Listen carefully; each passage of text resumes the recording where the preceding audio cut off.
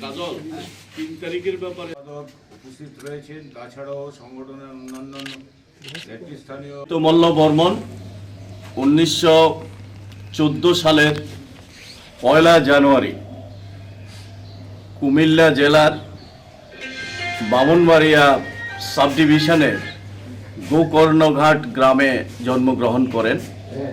মৎস্যজীবী পরিবারে অত্যন্ত দারিদ্রতার সঙ্গে জীবনযাপন করেন এবং অত্যন্ত মেধাবী ছাত্র ছিলেন।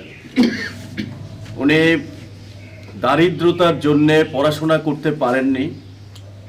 ম্যাট্রিক পাস করেন প্রথম বিভাগে, কিন্তু কলেজ জীবন শেষ করতে পারেননি দারিদ্রতার জন্যে। নানা কাজ করার জন্যে কাজ খুঁজতে হয়েছে, কিন্তু ছাত্র জীবন থাকতেই লেখালেখি, কবিতা, গল্প, অন্যান্য লেখালেখির সঙ্গে যুক্ত ছিলেন। পরবর্তী জীবনেও এই লেখালেখিতেই উনি নিয়োজিত ছিলেন।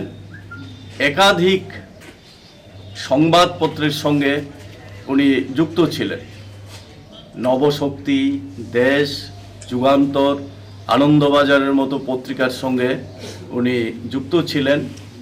বিভিন্ন গল্প ইত্যাদি লিখেন এবং সর্বশেষ তিতাস একটি নদীর নাম এই সাহিত্য লেখে বাংলা সাহিত্যে খ্যাতি লাভ করেন। চিরস্মরণীয় হয়ে রয়েছেন এবং থাকবেন। জলজীবীদের,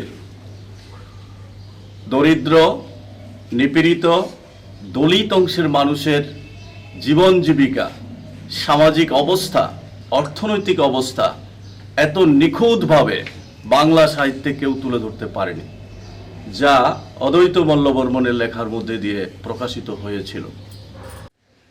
প্রতিকৃতিতে পুষ্পার্ঘ্য অর্পণ করার জন্য সংগঠনের সভাপতি কমরেড পুষ্পার্ঘ্য দিয়ে শ্রদ্ধা নিবেদন করার মধ্য দিয়ে এবং এখানে